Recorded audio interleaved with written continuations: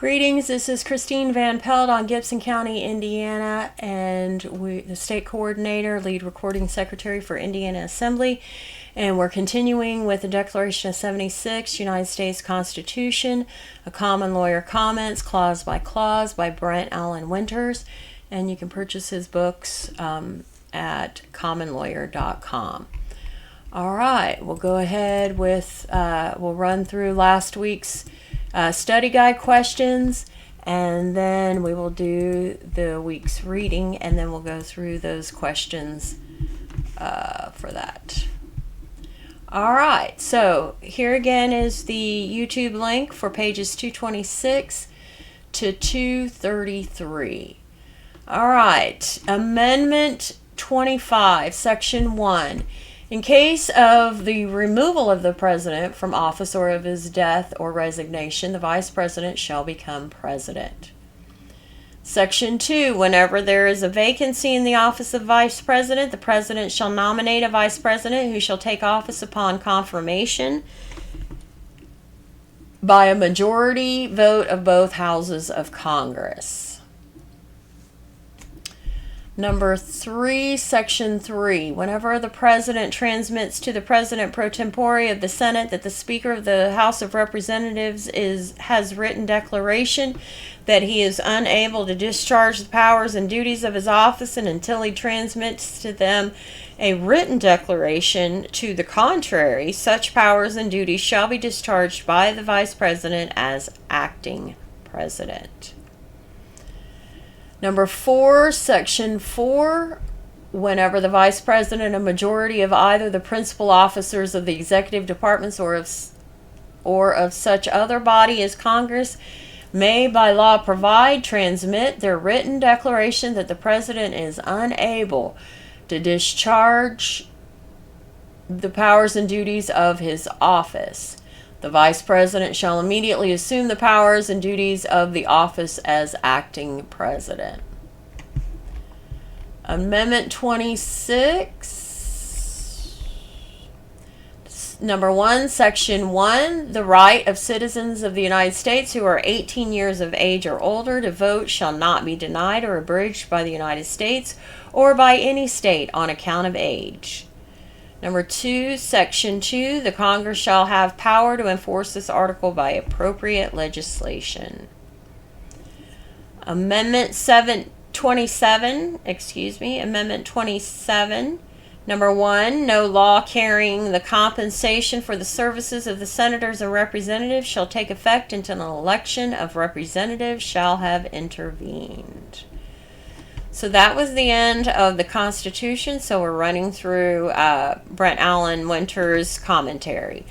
Summing up. Number 1, the United States is a common law country by choice and demand.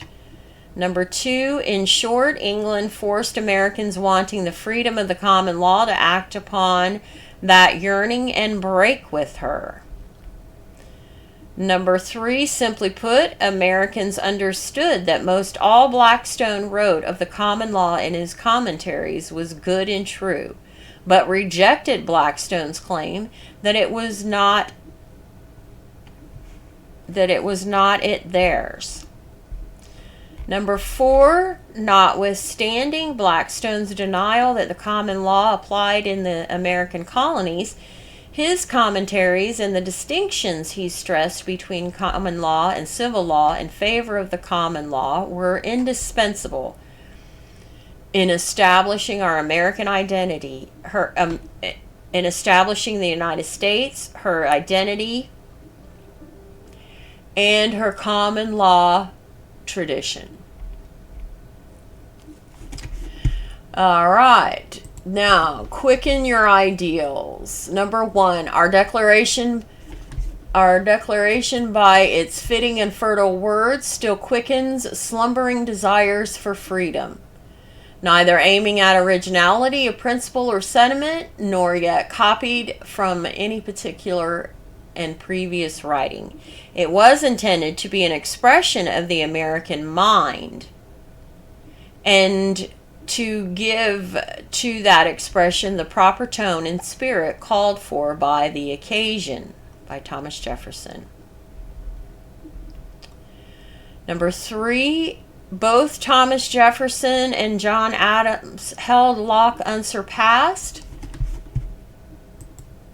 in articulation of the first principles of our government.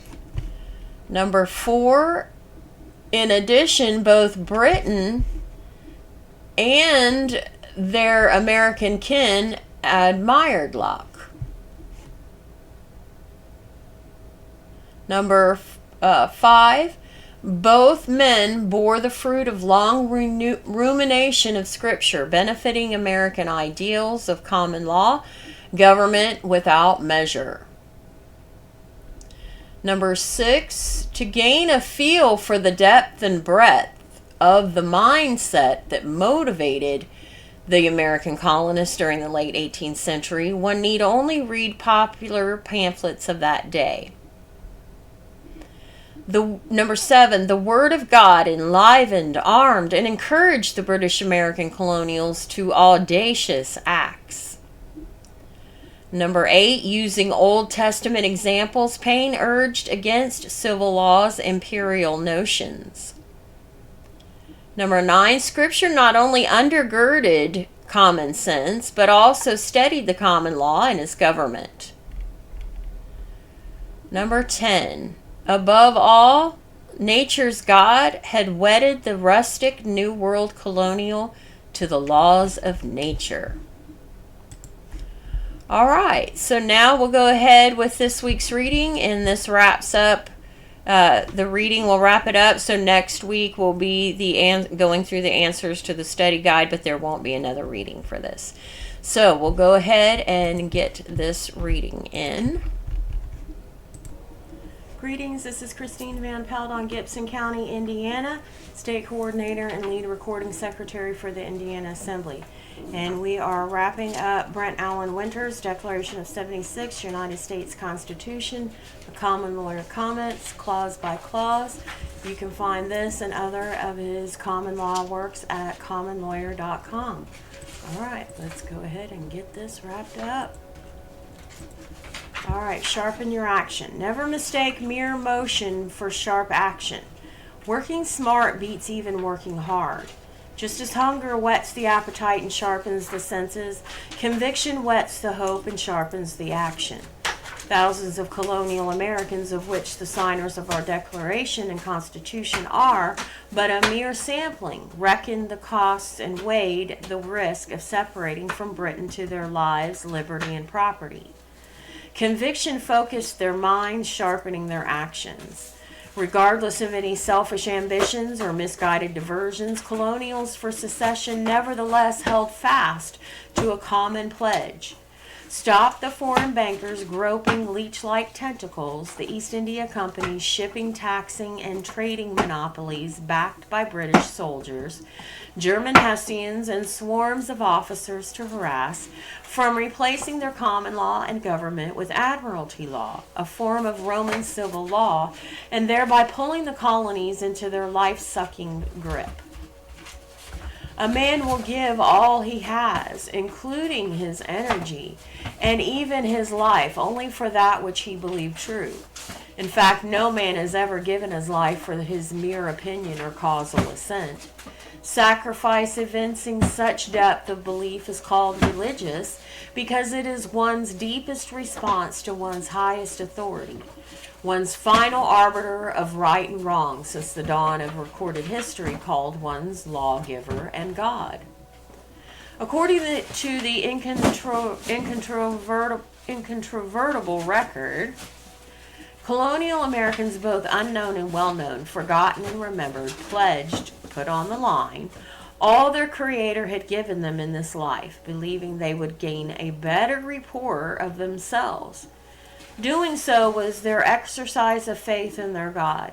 Trusting the God of providence and all of nature's laws, they gave up that which is fleeting to gain that which lasts. We are the beneficiaries. Our colonial forerunners acknowledged that the triumph of freedom in the New World requires holding steadfast to Scripture's principles. Near all colonials accepted Scripture's claims, held them in deepest gratitude, and strived to keep them. Even those cool to Scripture's claims nonetheless held to its examples as necessary and worthy of following. Indeed, the colonials that beat the British and Hessians were, as Captain Preston, minutemen of the militia. They accepted the Bible as true and reliable, finding in its pages wisdom for emboldening their minds and sharpening their action. See comments of this handbook, Why the United States Became Its Own Country. As did Captain Preston, and until recent times, Americans have insisted upon governing themselves according to the laws of nature and of nature's God.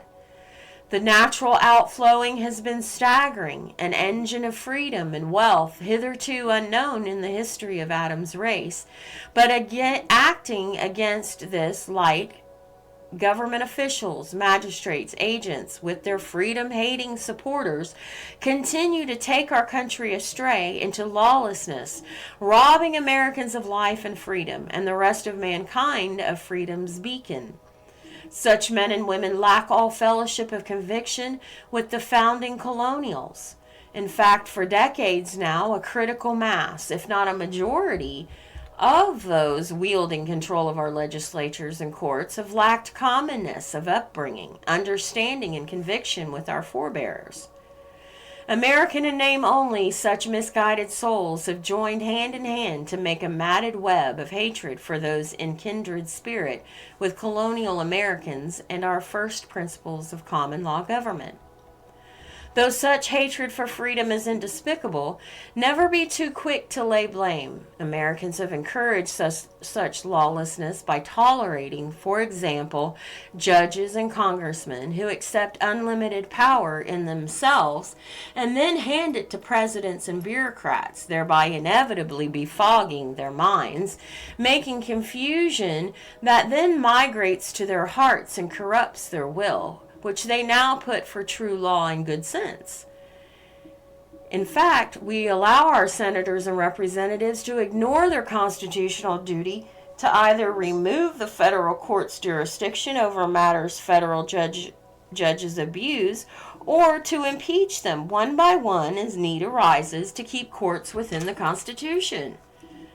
Beginning before 1776 on the eastern seaboard, freedom haters have dogged the steps of well-meaning Americans across the continent, seeking unserious profit from their hardships and falterings. Nevertheless, from Andrew Jackson's struggle against the parasitic central bankers and their use of the lawless, rebellious New England existential radicals to reduce the freeholders of the West and South to dependents, to the present Federal Reserve Bank and its handmaid in the income tax, the common law traditions, adversarial due process, right to trial by jury, the Constitution has stood in the way of total domination by the total state. The powers, Tyndale translates, that be. From our earliest days, and even more so beginning with Theodore Roosevelt, many of our presidents come in silly naivety, some full well knowing, some out of a blend of both, have become fawning tools of banking and trading monopolies, chiseling money changers, disloyal to our Constitution's common law ideals, that is, disloyal to our country.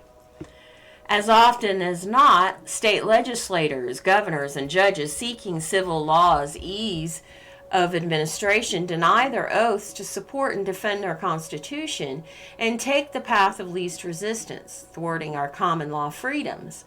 However, if any of these were of good grit, they would do as our founders, pledge all they have in this life in order to gain a better rapport of themselves. For now is the time.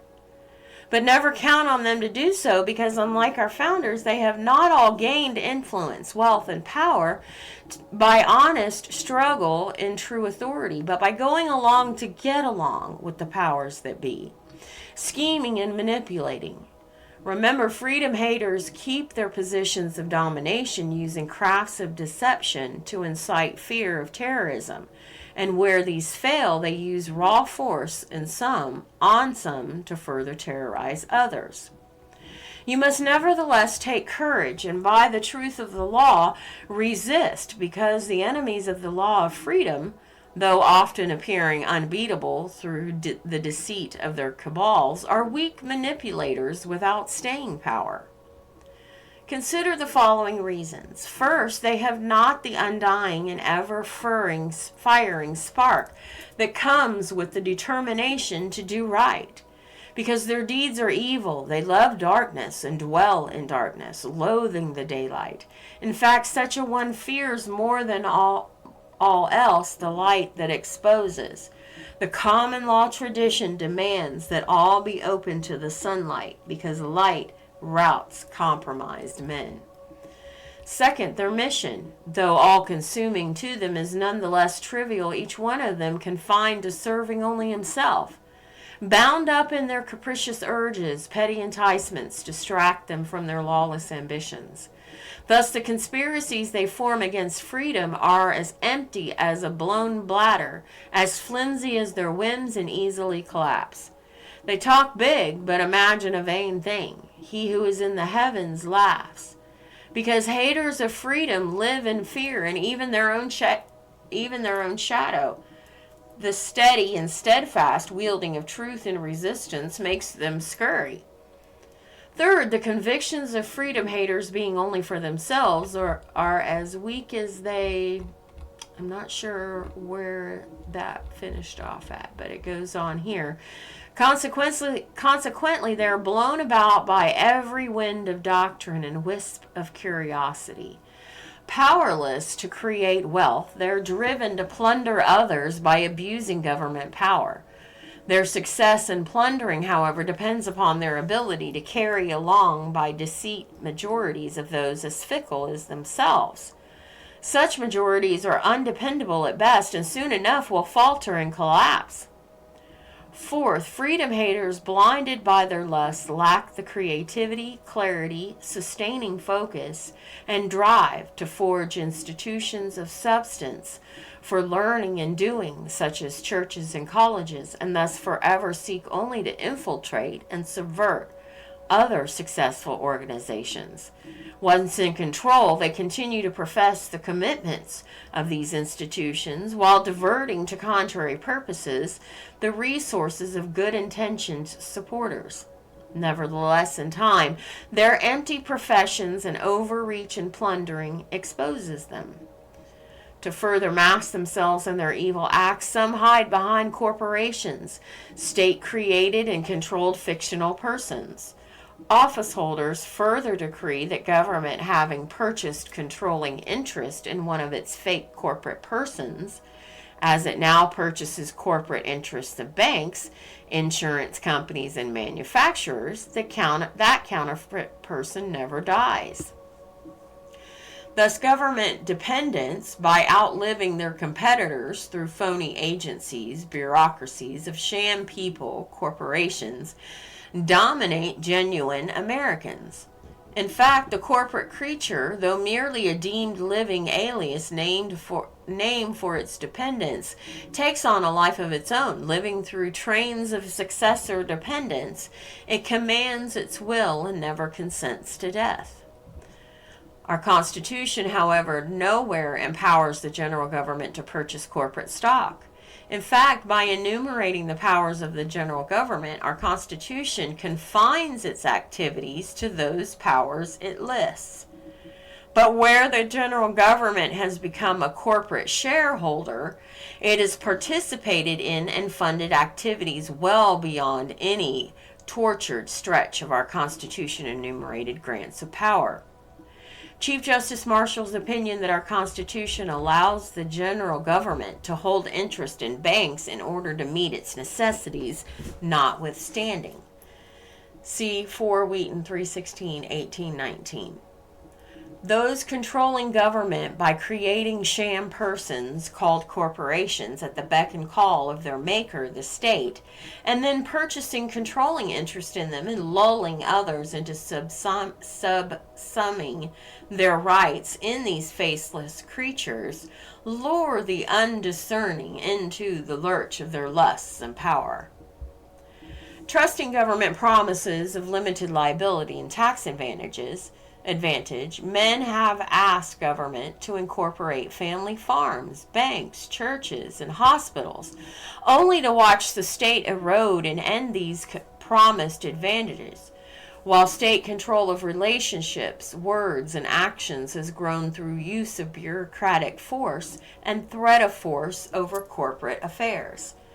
By contrast, our common law offers truly freedom-friendly enjoyment of limited liability in business and investing without incorporation. See 3 NYU Journal L and Business, I imagine, 473, 2007. The American that shows respect for our fundamental and constitutionally protected rights, government labels as dangerous to the state and targets for destruction. But take heart, our greatest God-given defense against such lawless use of government power through intrigue, force, and terror is to hold fast to our tradition of common law and government through our Constitution, keeping our right to trial by jury ever ready. Remember, no country has lost its freedom that has kept alive its common law tradition of trial by jury. The counterfeiters of true law and government seek to supplant our common law government with that ever-threatening impostor, government by the mere will of men. Just as one will never defeat the counterfeiting of money by study of the false article, but instead by deft familiarity with the true article, enabling rejection of the false one, so also the cure for false government never comes by learning all of the horrid details of such lawlessness, but by knowing the laws of nature and of nature's God, ever sharpening your familiarity with the true article through obedience to its quickening ideals. But beware, as fiddle music requires more than learning about the fiddle and bow. Freedom requires more than knowing about our Declaration and Constitution. True freemanship requires knowing the common law principles undergirding the ideals of these documents, the laws of nature and the ways of nature's God, the author of freedom. Only then will you overcome the lawless that dog your steps. Go ahead. He who would win this cause with power must frame points of support and look with steady aim. Attack their weak points, defend your strong with art. Strike but few blows, but strike them to the heart. All scattered fires, but end in smoke and noise. The scorn of men, the idle plays of boys. By Justice Story. Few blows for truth need be struck, but the few delivered need drive to the heart of the matter. In this world, the enemies of freedom lurk. The wise will keep his guard up all around, but his lightning strike at the decisive moment need never guard its flanks. Though truth most always appears a strong, steady flame, it will nevertheless, at the open instant, leap forth, quick and powerful, piercing to the marrow, even overturning thoughts and intentions. Count on it. The power of truth can turn the individual heart and mind to follow it. In fact, history is clear. Truth delights in doing so. The United States became its own country to keep its Constitution. At that time, the unwritten tradition of common law and government protecting foremost one's right to relationships, free association, to govern oneself. But King George ignored that common law, conspired with his cronies, combined with others, to dominate the colonists using civil law's admiralty tribunals, a jurisdiction foreign to our Constitution, and backed his cronies' unconstitutional legislation, giving his assent to their acts of pretended legislation. Unlike the common law tradition, civil law spawns piles of legislation by decree, expanding state power, shrinking freedom. See Luke 11:46. The ideals of the colonials' unwritten constitution have become our constitution written. as duty called the colonists to keep his constitution, it likewise calls you to foil those trying to displace it. With acts of pretended legislation, such as bureaucratic decrees, the enemy's weak point, as is his dull scorn for the common law principles, our Declaration reveals and our Constitution puts in order. Your strong point is your sharpened esteem for these principles. Wielding these, you will strike to the enemy's heart his deep-seated contempt for the majesty of the laws of nature's God. At the heart of your calling is your leadership, the power to follow truth and do right, even when the will of all others fails. In fact, the true leader is foremost a follower of truth. Further, he need never seek followers of himself, but seek above all else to follow the truth. Neither does true leadership seek argument or battle. To be sure, as the leader follows hard after truth, both will find him soon enough. By following truth through hardship, often being despised, conviction deepens, fetching up more courage, which is above all a stout and steady heart, the grit to never quit, to go ahead while others lag, the chief feature of leadership. Conviction arises from understanding deep within, welling up from the indwelling spirit. Such a person, says Robert Jackson, does not know his own power. Unaware of it himself, he nevertheless draws awareness, arousing in others faith against fear and daring against deception. In sum, true leadership follows truth by thinking God's thoughts after him, fostering a contagion of cool heads and stout hearts, which is courage. The man of moral and physical courage fears only what God thinks of him, and no other. Further, he fears not to die because something greater than himself holds him. His courage is to the cause that lightning is to the storm. For a flash, says Fuller, it brings a zenith, drawing attention above the mighty deed it exposes, rousing awe and stirring the nobler nature to life in the one having eyes to see. Courage is known only as it rises with danger, not before. Such happenings among a people are their anchor. Such have been those whom God has sent before us to capture and secure to us our freedoms. Such are you as you follow hard after truth. Common law history in brief. Dunwallo Malmultius established about 510 BC among the Britons the Mamertine laws, still celebrated amongst the English. In his days, the knife of the cutthroat was blunted, and the cruelties of the robber ceased.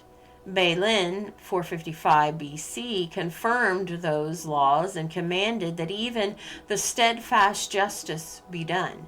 He proclaimed it as of common law that condign, fitting, punishment would be inflicted on any that do violence.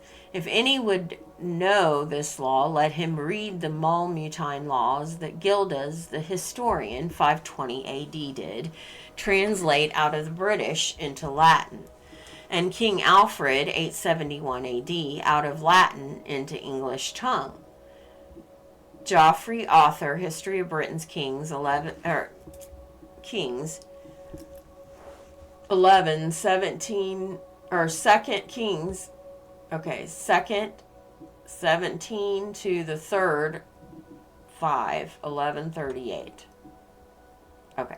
King Alfred AD 849-901 declares that when Christ came to the Mediterranean world, calling it Middle Earth, he himself did approve the judgments, scriptures, recorded judicial precedents.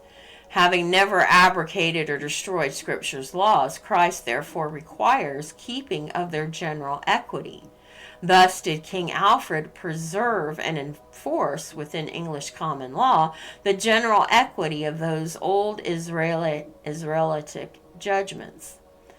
The laws of Alfred, of which his successors have evermore found fresh application, is that body of customary law of the shire, and the 100 courts called the common law. CFX 1821 and following. After their 1066 conquest of England and hegemony over Britain, the Normans undertook to respect the common law, calling it the laws of Edward the Confessor.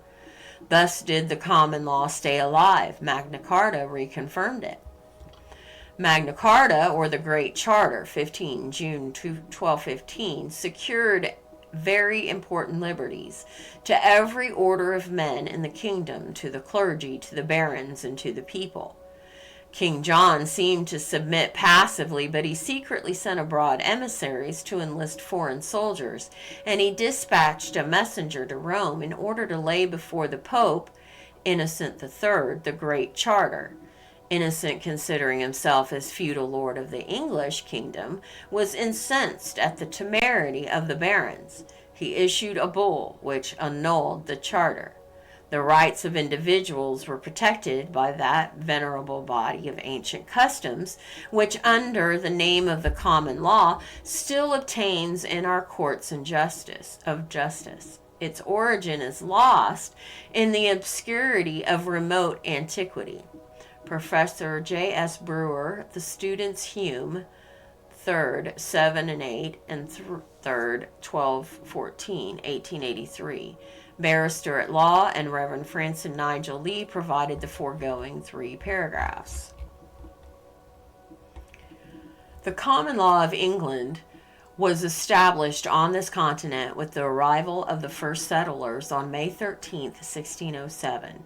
The first charter granted by James I to the Virginia Company in 1606 declared that the inhabitants of the colony shall have and enjoy the liberties, franchises, and immunities as if they had been abiding and born within this our realm of England. The common law has been the cornerstone of individual liberties, even as against the crown. Summarized later in the Bill of Rights, its principles have inspired the development of our freedom under law, at once our dearest possession and proudest achievement. Plock at Jamestown, Virginia. The inhabitants of the said Northwest Territory shall always be entitled to the writ of habeas corpus, and of the trial by jury, and of judicial proceedings according to the course of the common law. All persons shall be bailable, all fines shall be moderate, and no cruel or unusual punishments shall be inflicted. No man shall be deprived of his liberty or property, but by the judgment of his peers or the law of the land, Magna Carta's phrase for common law due process. And no law ought ever have force that shall interfere with private contracts. Ordinance for the government of the territory of the United States northwest of the River Ohio, Article 2, 1787. The Constitution shall be the supreme law of the land, U.S. Constitution, Article 6. In suits at common law, the right of trial by jury shall be preserved, and no fact tried by a jury shall be otherwise re-examined in any court of the United States than according to the rules of the common law. U.S. Constitution, Amendment 7, 1787. Any and every innovation in the ancient and settled usages of the common law should be viewed with jealousy and trusted with caution. In the case of Lloyd and Carpenter, 3 Clark, Pennsylvania, 188. Above all, our common law protects each person's God-given dynamic freedom of association, one's right to boldly choose one's relationships with one's God and with other men, and to define these relationships by lawful promises and duties.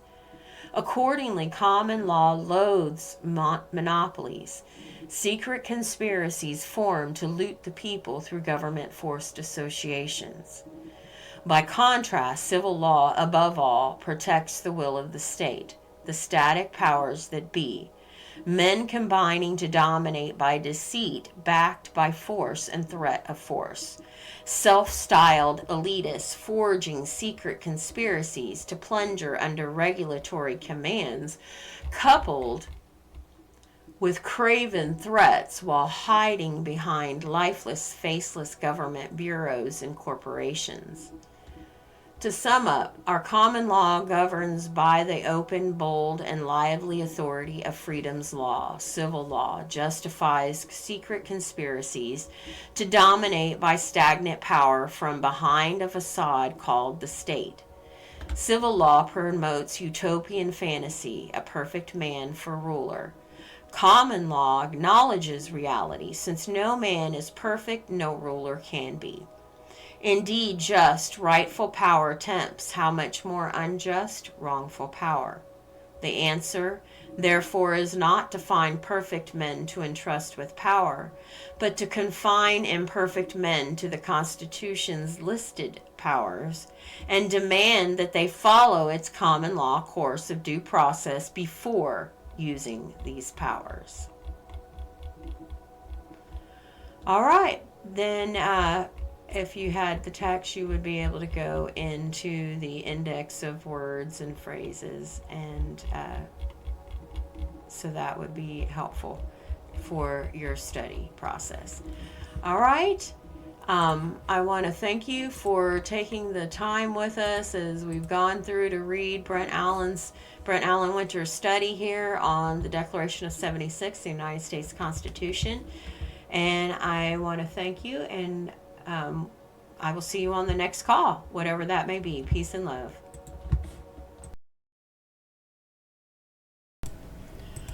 All right, let's go ahead and run through the study guide questions for this last portion, and then next week we'll go through this answers for this. All right, sharpen your action. Number 1, never blank, mere blank for sharp action.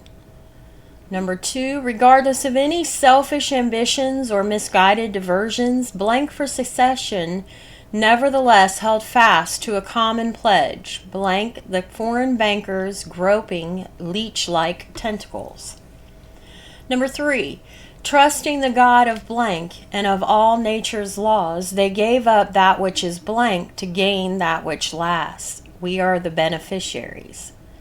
Number 4, near all colonials, blank scripture's claims, held them in deepest gratitude and blank to keep them. Number 5, but acting against the light, blank officials, magistrates, agents, and their freedom-hating supporters continue to take our country, blank into lawlessness, robbing Americans of life and freedom and the rest of mankind of freedom's beacon.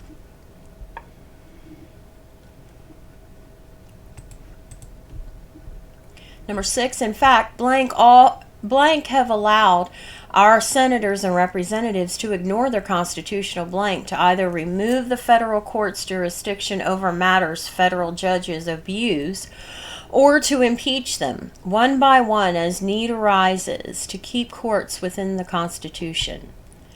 Number 7, beginning before 1776 on the eastern seaboard, freedom blank have dogged the steps of well-meaning Americans across the continent, seeking usurious blank from their hardships and falterings.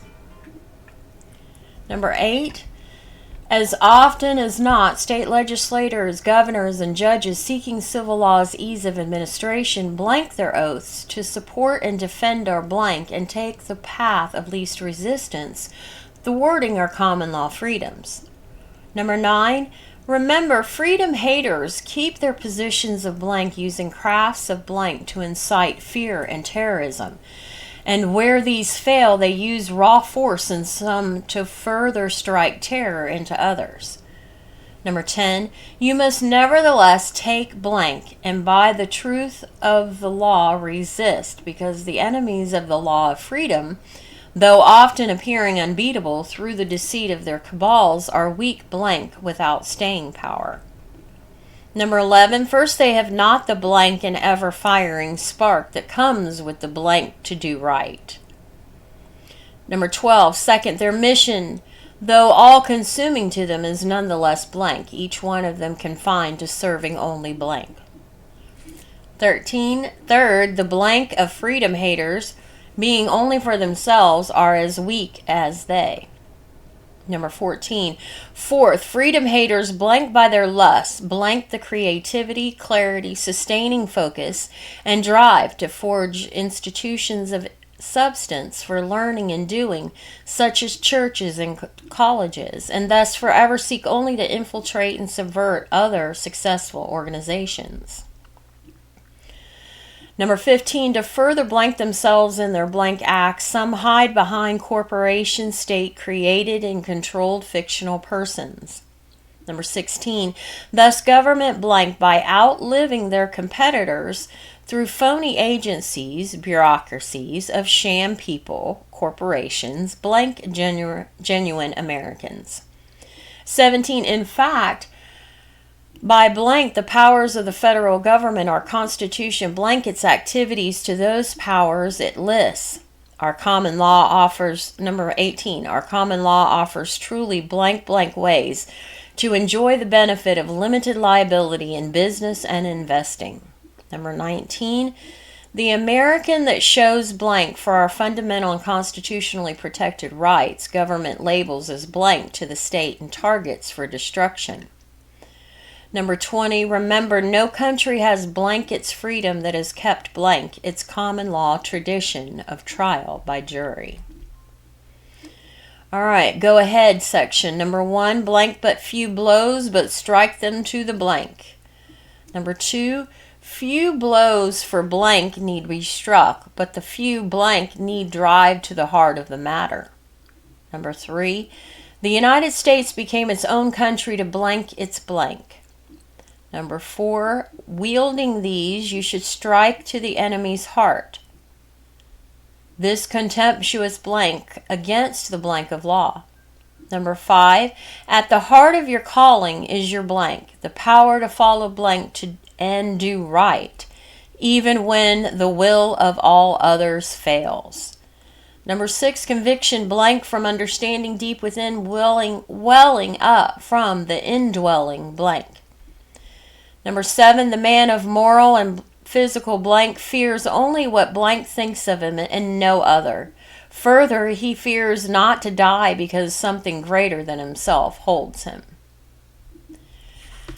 All right, common law history in brief. Number 1, Dunwallo Malmotuus established about blank BC among the Britons the Malmutine laws, still celebrated against the blank. Number 2, Magna Carta, or the Great Charter, 15 June 1215, blank, very important blank, to every order of men in the kingdom, to the clergy, to the barons, and to the people. Number 3, the first charter granted by James I to the blank company in blank declared that the inhabitants of the colony shall, shall have and enjoy the liberties, franchises, and immunities as if they had been abiding and born within this our realm of England, end quote. Number 4, no man shall be blank of his liberty or property, but by the judgment of his blank or the law of the land. Number 5, in suits of common law, the right of trial by jury shall be blank, and no fact tried by a jury shall be otherwise re-examined in any blank of the United States than according to the rules of the common law. Number 6, any and every innovation in the ancient and settled usages of the common law should be viewed with blank and trusted with blank. Number 7, accordingly, common law blank monopolies, secret conspiracies formed to loot the people, blank forced associations. Number 8, to sum up, the common law governs by the blank, bold and lively authority of freedom's law. Civil law justifies secret conspiracies to blank by stagnant power from behind a facade called the state. The answer there, number 9. And final question here. The answer, therefore, is not to find perfect men to entrust with power, but to imperfect men to the Constitution's listed powers, and blank that they follow its common law course of due process before using these powers. All right. Finally, through the end of the Constitution there. Okay, so a reminder on Monday, 6 p.m. Central, 7 p.m. Eastern. The first and third Mondays, the General Assembly and Assembly of the Militia meet. The second and fourth Mondays are the Jural Assembly and the Assembly of the Militia. Don't forget to check out Peacekeeper Task Force, pktfnews.org. And here are the Assembly social media sites. And don't forget to check out the Indiana State National Shop is open. And here is the website for that. I want to thank you all for taking the time. And we will see you on the next call to wrap this section up. In peace and love.